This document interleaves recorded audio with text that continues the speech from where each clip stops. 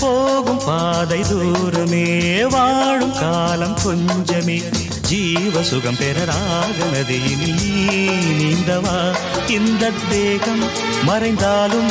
இசையாய் மலர்வேன் இந்த தேகம் மறைந்தாலும் இசையாய் மலர்வேன் கேளாய் பூமனமே